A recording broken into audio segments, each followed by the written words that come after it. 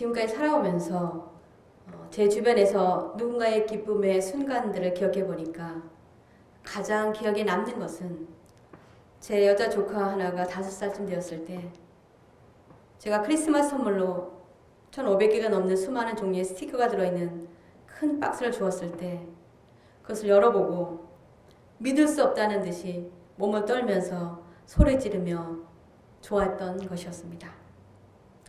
저는 그때 선물을 받고 저렇게 좋아할 수 있다는 것을 처음 알았습니다. 그러나 제가 준 선물을 받고 그토록 좋아하는 모습을 보니까 저도 마음이 참 기뻤습니다. 또 생각나는 것은 제가 초등학교 3학년 때 공부를 열심히 해서 학교에서 우등상을 받아가자 너무 좋아하시면서 기뻐하셨던 아버지 얼굴이 생각납니다. 제 아버지는 장남이자 아들인 오빠에게 항상 특별한 대우를 해주셨습니다. 그 당시에 많지도 않았던 치과에 가서 이를 빼주고 저는 무명실로 흔들리는 이를 묶은 다음에 갑자기 저도 모르는 사이에 세게 이마를 뒤로 밀어치시고 실은 앞으로 당겨서 이를 빼주셨기 때문에 이마를 맞은 것에 놀라서 이가 빠지는 아픔은 생각할 겨를도 없었습니다. 그런데 저희 오빠는 공부에 별로 관심이 없었기 때문에 제가 상을 받아가자 기뻐하시면서 처음으로 저에게 상으로 100원짜리 하나를 주셨습니다. 보통 때보다 10배는 큰 돈이었기 때문에 좋았지만 그보다도 저로 인해서 기뻐하시는 아버지를 보면서 저 자신이 더욱 기뻤습니다. 그래서 공부를 열심히 하면 아버지가 기뻐하시겠구나 생각하고 계속 공부를 잘해서 상을 자꾸 받아가니까 아버지는 더 이상 크게 기뻐하지는 않으셨습니다. 세월이 지나서 자녀를 키우면서 사랑하는 자녀들을 기쁘게 해주고 싶은 마음이 항상 있었습니다. 그래서 아이들이 좋아하는 음식을 만들어주고 생일에는 그들이 평소에 갖고 싶어 했던 선물도 준비해서 그들이 제가 해준 것을 위해서 기뻐하는 것이 저에게 큰 기쁨이 되었습니다. 이번 성탄절에는 멀리서 서로 만나지 못하기 때문에 그들이 필요하지만 부담이 돼서 갖지 못했던 것들이 무엇일까 생각하면서 작은 아이에게는 적당한 냄비 세트를 보냈습니다. 급하게 이사하는 아이에게 아주 싼 것 냄비 하나 사주고 온 것이 마음에 걸렸기 때문입니다.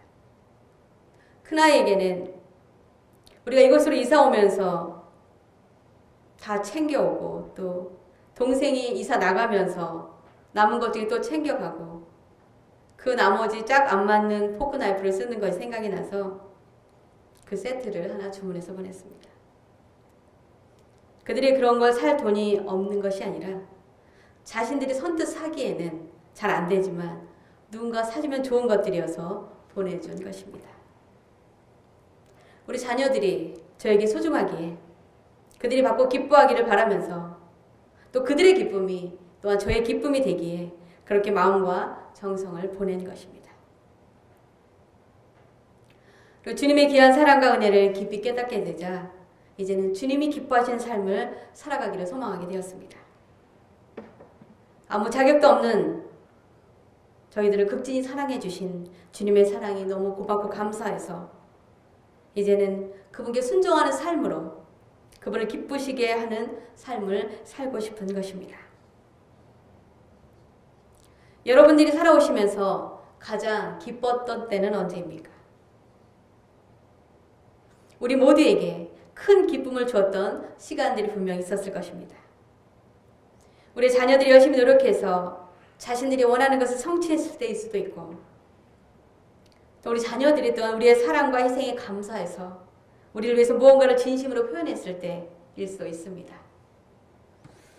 아니면 우리가 하던 사업이나 목표했던 일들이 성공적으로 이루어졌을 때 우리는 기쁨을 얻을 수도 있습니다. 그러나 이 세상 그 어떤 것에도 비교될 수 없는 큰 기쁨이 바로 2000년 전에 세상에 오신 예수 그리스도를 통해서 우리가 구원받게 되는 것입니다. 왜냐하면 그분은 이 세상 그 누구도 그 어떤 것도 줄 수 없는 최고의 기쁨을 우리에게 주시기 위해 오셨기 때문입니다. 오늘의 본문 말씀 10절, 11절은 그것에 대해서 이렇게 알려주고 있습니다. 천사가 이르되 무서워하지 말라. 보라, 내가 온 백성에게 미칠 큰 기쁨의 좋은 소식을 너희에게 전하노라. 오늘 다윗의 동네에 너희를 위하여 구주가 나셨으니 곧 그리스도 주시니라. 구원자 예수의 태어나심을 큰 기쁨의 좋은 소식이라고 성경은 말하고 있습니다.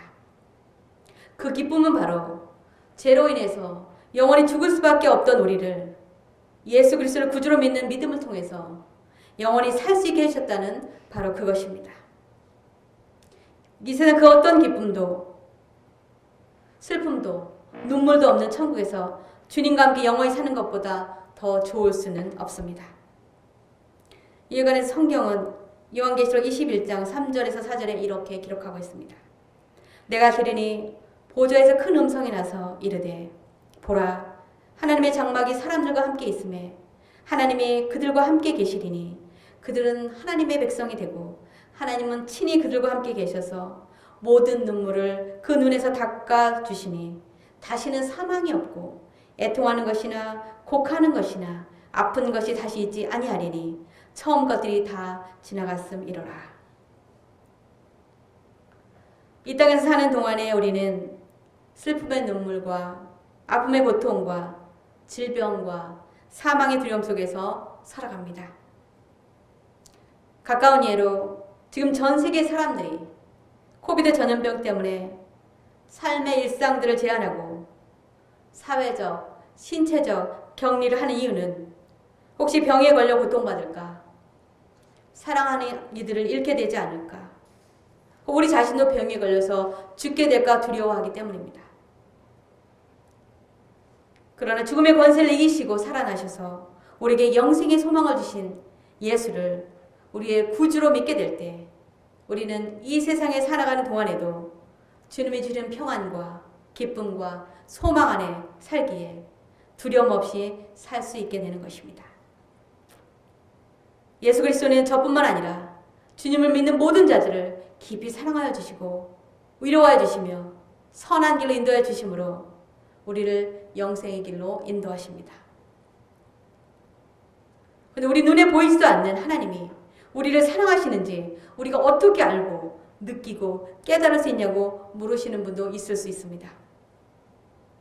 그러나 우리가 알거니와 우리가 알듯이 사랑이나 우정, 사람 간의 따뜻한 정 같은 것들은 눈에 보이지 않지만 우리는 모두 느낄 수 있습니다. 하나님 우리 눈에 보이지 않는 영으로 존재하시지만 전능하신 하나님은 우리 삶의 모든 부분을 통해서 그분이 살아서 역사하시는 분이심을 우리로 하여금 깨닫게 해주시기 때문에 우리는 그분의 사랑과 은혜와 자비와 용서를 알 수 있게 되는 것입니다. 예수 그리스도를 통한 하나님의 구원과 영생의 초대장은 예수의 이름을 들은 모든 이들에게 주어진 것입니다. 그러나 문제는 그 예수님의 하나님의 초대를 받아들이고 거절하고는 우리의 선택에 달려 있습니다. 우리가 누군가를 통해서 예수 그리스도가 누구인지 들었음에도 불구하고 믿으려 하지도 않고 그분에 대해서 알려 하지도 않는다면 우리는 주님이 주시는 참된 기쁨과 평강과 영생을 얻을 수가 없습니다. 그리고 우리가 복음을 듣고도 그분을 믿지 않으면 그것은 큰 죄가 되기에 천국에서 영생을 얻지 못하고 그 죄에 대한 심판을 받는다고 마가복음 16장 15절에서 16절에 주님은 이렇게 말씀하고 있습니다. 또 이르시되 너희는 온 천하에 다니며 만민에게 복음을 전파하라. 믿고 세례를 받은 사람은 구원을 얻을 것이요 믿지 않는 사람은 정죄를 받으리라. 2000년 전에 인간의 몸을 입으시고 세상에 오신 예수님께서 직접 천국 복음을 전하시고 자신이 메시아이심을 알려주었어도 그 복음을 받아들인 사람들은 많지 않았습니다. 특별히 하나님의 말씀을 잘 안다고 자부하며 하나님을 섬기던 제사장들과 종교 지도자들과 그리고 서기관들은 예수를 믿지도 않았을 뿐만 아니라 오히려 예수를 잡아서 죽이려고 기회만 엿보고 있을 정도로 그들은 메시아인 주님을 알아보지 못했습니다. 그래서 메시아의 탄생도 정보 고의 관리도 종교 지도자들도 아닌 그 당시 낮고 천한 들판의 목동들에게 전해진 것입니다. 왜냐하면 그들은 메시아의 탄생 소식을 믿을 수 있는 자들이었기 때문입니다. 예수님은 소외된 자, 병든 자, 고통받은 자들을 치유하고 회복시키시며 죄와 사망에 얽매여 사는 자들에게 참된 자유를 주시기 위해 이 땅에 오셨습니다. 누가복음 4장 18절에서 19절에 주의 성령이 내게 임하였으니 이는 가난한 자에게 복음을 전하게 하시려고 내게 기름을 부으시고 나를 보내사 포로된 자에게 자유를 눈먼 자에게 다시 보게 함을 전파하며 눌린 자를 자유롭게 하고 주의 은혜를 전파하게 하려 하심이라 하였더라. 그럼 우리는 어떻게 우리의 참된 기쁨이 되시는 예수를 만나고 깨닫고 그 기쁨 안에서 살아갈 수 있는지 알아야 할 것입니다. 우리가 하나님의 말씀인 성경을 통해서 성령께서 역사하심으로 우리를 하여금 예수의 살아계심을 깨달을 수 있습니다. 만약 우리가 아직 주님을 인격적으로 만나지 못했다면 성경을 날마다 사모하며 읽으시기를 바랍니다. 그러면 그 말씀이 우리 영의 눈을 열어서 주님을 보게 되고 만나게 될 것입니다. 이 관해서 디모데후서 3장 15절에 성경은 능히 너로 하여금 그리스도 예수 안에 있는 믿음으로 말미암아 구원에 이르는 지혜가 있게 하느니라 라고 말씀하고 있습니다. 둘째로 주님이 주시는 기쁨을 알기 위해서 우리는 늘 주님과 교제하며 감사하는 삶을 살아야 합니다. 우리의 모든 아픔과 고민과 걱정과 두려움을 해결해 주시고 자유함을 주실 분은 오직 예수 그리스도 한 분뿐이십니다. 그런데 많은 사람들이 주님과의 친밀한 교제가 없어서 주님이 주시는 구원의 기쁨을 깨닫지 못하기에 감사하지 못하고 세상의 걱정과 근심으로 인해서 낙심하고 소망 없이 살아갑니다. 아무리 복되고 좋은 구원의 소식을 알려주어도 자신의 고집과 강한 자아와 교만과 의심 때문에 주님께 나오지 않는 사람들이 너무나 많이 있습니다. 이것은 사탄이 그런 마음을 사람들에게 주기 때문입니다. 노르웨이에 이런 이야기가 있다고 합니다. 사탄이 세상에 내려와서 노르웨이에 여러 창고를 지었는데 이 창고에는 미움, 시기, 질투, 절망, 아픔과 같은 안 좋은 감정들의 씨앗이 들어 있었습니다.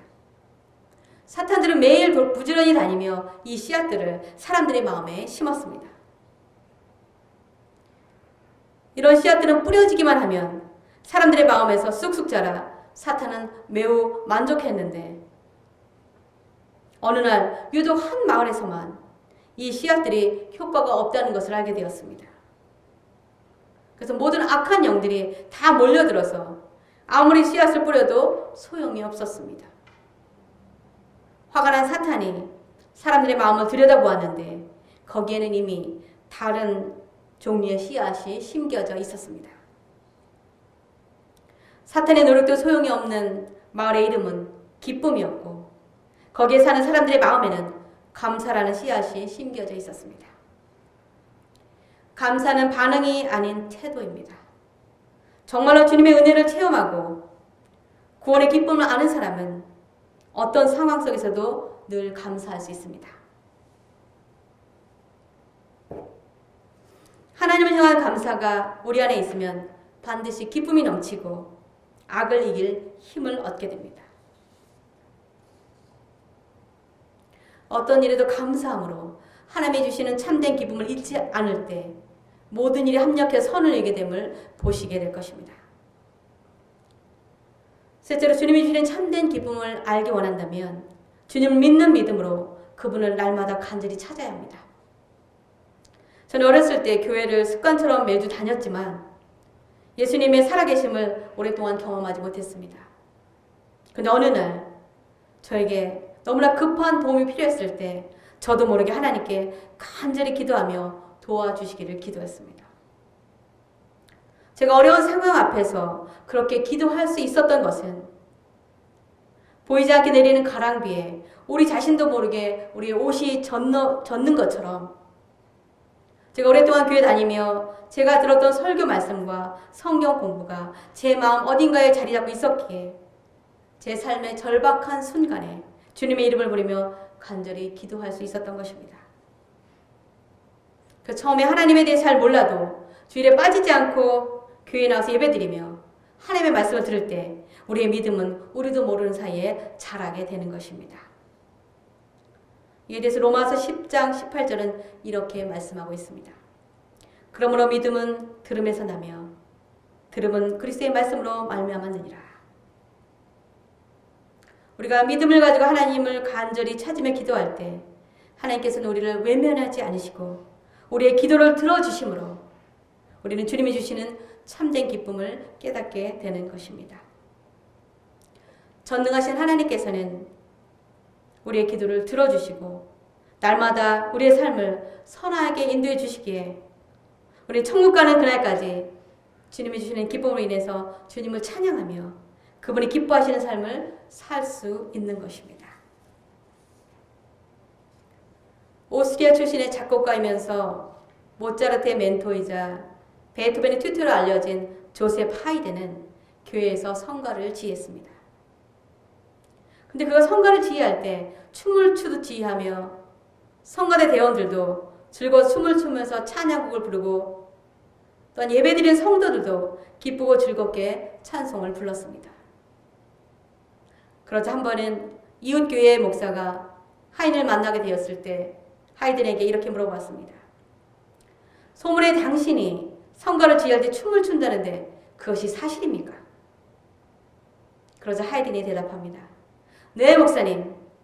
저는 하나님을 생각하면 그저 감사하고 기쁘고 즐겁고 웃음이 절로 나오고 제가 작곡할 때도 연필도 춤을 추고 노트도 춤을 추는데 제가 지휘할 때 춤을 추는 것은 당연한 거 아니겠습니까? 라고 대답했다고 합니다. 예수를 믿는다고 우리가 병에 걸리지 않는 것도 아니며 아무 고민이나 염려가 없는 것도 아닙니다. 예수 믿는 자들도 살아가면서 여러 가지 힘들고 어려운 시간들을 만나고 겪게 됩니다. 그러나 예수를 믿는 자들은 고난과 고통 가운데 있다 할지라도 주님이 주시는 평안으로 위로받고 천국에서 영생의 소망이 있기에 죽음에 대한 공포나 두려움에서 자유함과 담대함을 얻을 수 있다는 것입니다. 그리고 무엇보다도 주님께서 우리에게 주신 구원의 기쁨으로 우리의 상황에 관계없이 매일 감사하며 살아갈 수 있는 것입니다. 그래서 우리가 사랑하는 사람의 기쁨이 우리의 기쁨이 되는 것처럼 우리도 기꺼이 주님께 기쁨을 올려드린 삶을 살아가는 것입니다. 얼마 전 기독교 TV 토크쇼 진행자가 하는 이야기를 들었습니다. 그 사회자의 한 친구가 복권 2등에 당첨된 후에는 그 어떤 일에도 화를 내거나 쉽게 짜증내는 일이 없어졌다고 합니다. 복권에 당첨된 기쁨이 다른 모든 일들을 별거 아닌 일로 생각하게 만들었기 때문입니다. 이런 것을 아마도 가진 자의 여유라고 말할 수 있을 것입니다. 복권에 당첨된 큰 기쁨에 왠지 자꾸 웃음이 나고 삶의 근심 걱정이 사라지고 주변의 환경에 관계없이 마음의 여유와 즐거움 속에서 살게 되었다는 것입니다. 금방 있다가 없어질 돈이 생긴 것에도 이렇게 삶을 대하는 방식이 달라졌다면 돈으로 살 수도 없는 귀하고 값진 선물이 구원을 받은 우리는 어떤 삶을 살아야 하겠습니까? 우리는 잠시 동안 살아가는 이 세상 속에서 겪게 되는 어렵고 힘든 일들 앞에서 더 초연할 수 있고 더 여유 있게 견딜 수 있으며 또한 더 기쁘게 웃을 수 있을 것입니다. 여러분들에게 가장 큰 기쁨을 주는 것은 무엇입니까? 여러분들은 누구를 가장 사랑하십니까? 예수님은 우리 자신보다, 우리 자녀들보다, 우리 부모보다 우리를 더 사랑하시고 아끼시며 돌보아 주십니다. 저는 저와 여러분이 주님의 귀한 사랑과 은혜를 깨달아 그분만이 우리에게 이 세상 그 누구도 줄 수 없는 구원과 영원한 생명의 기쁨을 주시는 분이심을 깨닫고 이 세상에서 나은혜 같은 삶을 사는 동안에 주님을 기쁘시게 하는 삶을 날마다 살아가게 되시기를 주님의 이름으로 축원합니다. 기도하시겠습니다. 사랑의 아버지 하나님, 아무 자격 없는 저희들에게 예수 그리스도를 통해서 구원의 참 기쁨을 주셔서 감사합니다. 저희들이 늘 하나님의 말씀을 읽고 기도로 주님 앞에 나아가 교제하며 간절히 주님을 믿고 간구할 때 우리의 기도를 들어주시는 하나님을 경험함으로 살아계신 주님을 만나고 그분의 기쁨이 되는 삶을 살게 되기를 소원합니다. 이 모든 말씀을 우리에게 구원의 기쁨과 영생의 소망을 주시려고 이 땅에 오신 예수 그리스도의 존귀하신 이름 받들어 감사하며 기도합니다. 아멘.